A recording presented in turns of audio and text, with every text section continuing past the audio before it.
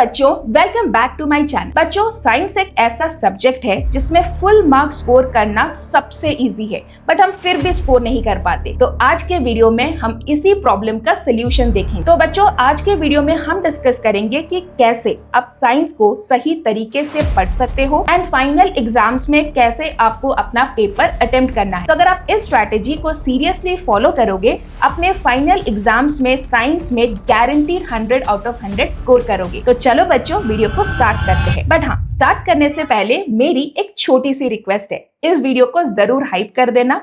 Hype करने के लिए वीडियो के नीचे आपको जहां पर सब्सक्राइब बटन, लाइक बटन दिख रहा है, उस वाले रो को थोड़ा लेफ्ट की तरफ स्क्रॉल करो एंड आपको एक हाइप का बटन दिखेगा, उस पर क्लिक करो एंड वीडियो को हाइप करो। हाइप करने के बाद जरूर से कमेंट करो, दीदी हाइप डन। तो जो भी बच्चे वीडियो को हाइप करेंगे एंड कमेंट करेंगे, उनके सारे डाउट्स गारंटीड सॉल्व होंगे और उनके सारे कमेंट्स को मैं रिप्लाई जरूर करूंगी। ओके, तो बच्चों चलो स्टार्ट करते हैं एंड देखते हैं कि आज के वीडियो में हम क्या क्या टॉपिक्स डिस्कस करने वाले हैं। तो बच्चों चलो देखते हैं कि आज के वीडियो में हम क्या क्या टॉपिक्स डिस्कस करने वाले हैं।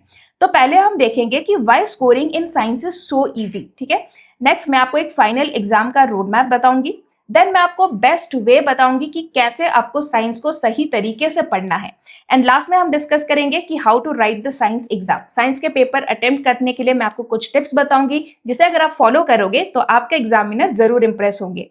तो चलो स्टार्ट करते हैं, व्हाई साइंस इज इजी। ठीक है, तो देखो, जो साइंस है उसमें ना वो कंप्लीटली थियोरेटिकल है, ना ही वो कंप्लीटली न्यूमेरिकल है। It is a mix of both theory, numericals and diagrams. ठीक है, डायग्राम्स एक ऐसा पार्ट है जहां पर आप इजीली 2 to 3 मार्क्स स्कोर कर सकते हो। नेक्स्ट है, काफी ज्यादा प्रेडिक्टेड पेपर्स आते हैं, जो कॉन्सेप्ट्स होते हैं वो बार बार रिपीट होते हैं। आपको पता चल जाता है कि इस चैप्टर में से कौन सा ऐसे इंपॉर्टेंट टॉपिक्स है जहां पर क्वेश्चंस आएंगे, और वही क्वेश्चंस, वही कॉन्सेप्ट्स हर साल रिपीट होते रहते हैं। तो बहुत ही प्रेडिक्टेबल पेपर बनता है। नेक्स्ट, डायग्राम से आपको फ्री के मार्क्स मिल सकते हैं। And next is repeated concepts. ठीक है, तो इन सब चीजों के वजह से साइंस एक ऐसा सब्जेक्ट है, अगर हम उसको सही तरीके से पढ़ेंगे तो आराम से फुल मार्क्स स्कोर कर सकते हैं। तो चलो अब देखते हैं फाइनल एग्जाम की एक रोड मैप। तो बच्चों, मैं अज्यूम कर रही हूँ कि आप सबका फाइनल एग्जाम फरवरी स्टार्टिंग, मतलब फर्स्ट वीक से स्टार्ट होगा। तो अभी से हमारे पास 45 डेज बचे हैं। तो इस 45 डेज को आपको कैसे यूज करना है? तो आपको 30 डेज में अपना पूरा सिलेबस कंप्लीट करना है। ठीक है, उसके लिए आप एक 30 डे का प्लान बनाओ एंड पूरा सिलेबस 30 डेज में आपको कंप्लीट करना है। एंड जो नेक्स्ट 15 डेज बचेंगे उसमें हमें रिविजन और क्वेश्चन प्रैक्टिस करनी है। ठीक है, तो अब सिलेबस को कैसे कंप्लीट करना है इन 30 डेज? तो देखो, उसके लिए आपको हर सब्जेक्ट के लिए, मतलब साइंस के लिए स्पेशली हियर, आपको 2 लिस्ट बनानी है। लिस्ट नंबर 1 में आप वो चैप्टर्स लिखो जो आपको बहुत अच्छे से आते हैं, कंप्लीटेड चैप्टर्स। और लिस्ट 2 में आप वो चैप्टर्स लिखो जो आपको नहीं आते हैं, पेंडिंग चैप्टर्स। ठीक है, तो अभी आपको एक क्लैरिटी मिल जाएगी कि कितना सिलेबस आपका हो गया है एंड कितना सिलेबस आपका पेंडिंग है। तो अभी आपको ऑल्टरनेटिव डेज में एक दिन आपको पेंडिंग चैप्टर कंप्लीट करना है, नेक्स्ट दिन आपको कंप्लीटेड चैप्टर को रिवाइज करनी है। तो एक डेली स्टडी रूटीन जो आप 30 डे प्लान बनाओगे, उसमें आपको ऑल्टरनेटिव डेज में एक पेंडिंग चैप्टर और एक कंप्लीटेड चैप्टर लेना है। पेंडिंग चैप्टर को आपको 2 आवर्स का टाइम अलॉट करना है, 2 to 3 आवर्स आप अलॉट कर सकते हो, और कंप्लीटेड चैप्टर को आपको 1 आवर में रिवाइज करना है। तो कैसे आपको सही तरीके से ये पेंडिंग चैप्टर्स को कंप्लीट करना है वो हम आगे डिस्कस करेंगे। ठीक है, तो चलो अब मैं आपको बताती हूँ कि best way to master the science. ठीक है, कैसे आपको एक चैप्टर को सही तरीके से पढ़ना है एंड उसे कंप्लीट करना है। तो पहला जो पॉइंट है कि आपको कॉन्सेप्ट्स को अंडरस्टैंड करने में फोकस करना है। साइंस को कभी भी आपको रट्टा नहीं मानना है। सेकंड, आपके पास शॉर्ट नोट्स होने चाहिए जो आपको हेल्प करेगी रिविजन टाइम में।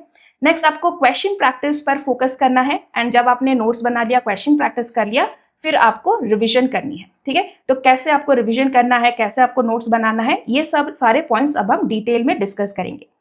तो पहले है कॉन्सेप्ट्स को अंडरस्टैंड करना है।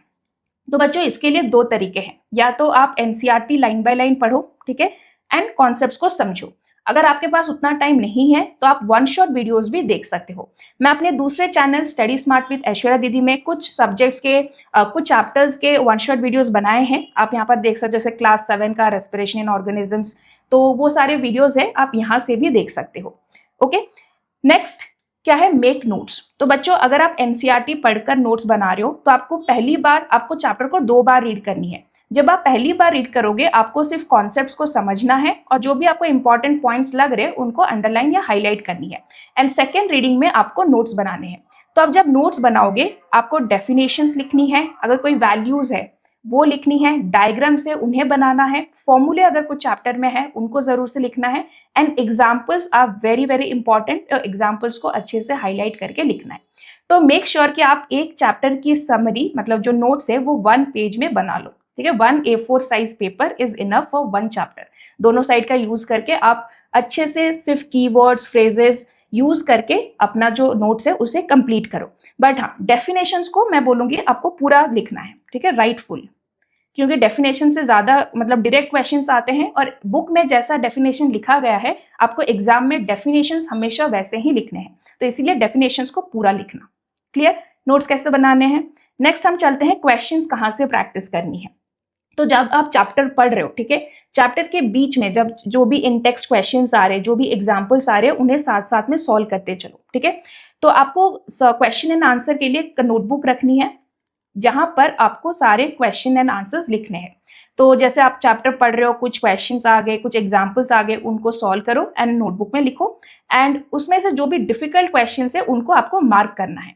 एंड आफ्टर दैट जब आप एक्सरसाइज चैप्टर आप कंप्लीट करिए, फिर एक्सरसाइज क्वेश्चंस है तो एक्सरसाइज क्वेश्चंस को भी लिखो।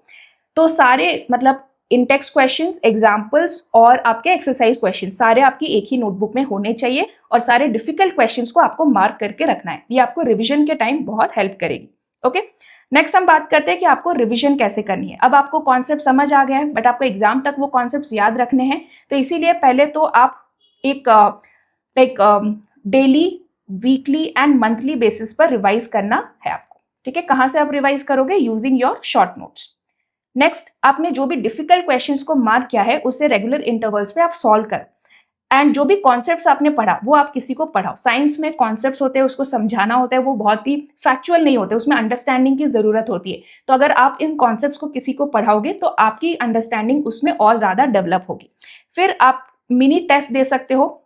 आपने एक चैप्टर आज कंप्लीट किया, एक वीक बाद आप उसका एक छोटा सा टेस्ट भी दे सकते हो, ज्यादा नहीं, 2 to 3 क्वेश्चंस विल वर्क, ठीक है। और जितने भी डायग्राम्स है, डायग्राम्स को जरूर से बार बार प्रैक्टिस करो, ठीक है। हर संडे आप उस वीक में जो भी चैप्टर कंप्लीट किए उसके सारे डायग्राम्स को आप प्रैक्टिस करो, ठीक है। डायग्राम्स एक ऐसा चीज है जहां पर आप इजीली मार्क स्कोर कर सकते हो, तो इसे स्किप नहीं करना है, ठीक है। तो आपने कॉन्सेप्ट्स पढ़ लिए, अभी आपने नोट्स भी बना लिया, क्वेश्चन प्रैक्टिस भी कर लिया एंड रिवीजन भी कर लिया। तो इस तरह से आपको अपने सारे पेंडिंग चैप्टर्स को कंप्लीट करना है, एंड जो कंप्लीटेड चैप्टर्स है उनको ये जो रिवीजन की मैंने टेक्निक्स बताई है उसको फॉलो करके रिवाइज करना है। तो इससे आपकी सिलेबस तो कंप्लीट हो जाएगी, बट फिर भी बहुत इंपॉर्टेंट है कि आप आंसर्स कैसे लिखते हो इन द फाइनल एग्जाम। तो उसके लिए मैं आपको कुछ टिप्स बताऊंगी। तो पहला है tips for presentation, tips for diagrams and how to write the theory questions. तो देखो, जो प्रेजेंटेशन है, जब भी आप आंसर्स लिख रहे हो हमेशा ट्राई करो कि आप पॉइंट्स में आंसर्स को लिखो, ठीक है। हेडिंग्स एंड सब हेडिंग्स का यूज करो एंड हैंडराइटिंग नीट रखो। अगर कोई डिफरेंस बिटवीन पूछा गया है तो आप टेबल बनाकर डिफरेंस बिटवीन लिखोगे, ठीक है।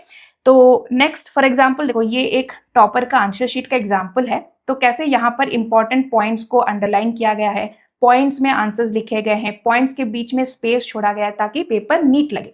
तो ऐसे ही आपको अपना पेपर प्रेजेंट करना है। जब भी आप कोई डायग्राम्स बना रहे हो तो देखो, डायग्राम्स ऐसा नहीं है कि अगर क्वेश्चन में पूछा जाए तभी आप डायग्राम बनाओ, ऐसा बिल्कुल भी जरूरी नहीं है। किसी भी क्वेश्चन में अगर उसमें डायग्राम है, आप डायग्राम बनाने की कोई भी पॉसिबिलिटी है तो आप जरूर से डायग्राम बना दो, वेदर इट इज आस्क्ड और not asked in the question, ठीक है। तो जहां पर भी पॉसिबल है आपको पहले डायग्राम बनाना है, उसको अच्छे से लेवलिंग करनी है, एंड लेवलिंग के लिए हमेशा आपको पेंसिल यूज करना है, ठीक है। और डायग्राम के नीचे उसका टाइटल लिखो इन अ बॉक्स, इससे आपको इजिली 2 to 3 मार्क्स मिल जाएगा। ओके, तो ये देखो फॉर एग्जांपल एक डायग्राम है लीफ का, उसको कैसे अच्छे से लेवल किया गया है। आपको इतना शेड वेड करके डायग्राम बनाने की जरूरत नहीं है, आपको नीट डायग्राम बनानी है एंड सही लेवलिंग करनी है, ठीक है। नेक्स्ट है how to write theory questions. तो पहले हमेशा डेफिनेशंस के साथ स्टार्ट करो। फॉर एग्जांपल अगर एक क्वेश्चन है रेस्पिरेशन, व्हाट इज रेस्पिरेशन, तो रेस्पिरेशन का पहले आपको लिखना है कि उसका डेफिनेशन क्या है। फिर जो भी पूछा गया है, ऑर्गन्स पूछा गया है या फिर उसकी मैकेनिज्म पूछी गई है, उसकी रिएक्शंस पूछी गई है, वो आपको बाद में लिखना है, बट पहले the first thing you need to write always is definition. उसके बाद आप एग्जाम्पल्स, अगर उस चैप्टर में है, उस क्वेश्चंस में कुछ एग्जाम्पल्स ऐड कर सकते हो तो एग्जाम्पल ऐड करो, डायग्राम पॉसिबल है तो डायग्राम ऐड करो, and at the end conclude with 1 or 2 lines, ठीक है। तो ये फॉर्मेट आपको फॉलो करना है to write the exams. Okay तो बच्चों ये था स्ट्रैटेजी साइंस के लिए। अगर आप इसे सही तरीके से फॉलो करोगे तो अपना सिलेबस टाइम पर कंप्लीट कर पाओगे, आप क्वेश्चन सॉल्व कर पाओगे, रिवीजन भी कर पाओगे एंड अपने फाइनल एग्जाम्स में साइंस में 100 आउट ऑफ 100 गारंटीड स्कोर करोगे। बच्चों वीडियो अच्छा लगे तो लाइक करना, हाइप करना एंड चैनल को सब्सक्राइब करना। Thank you so much and all the best.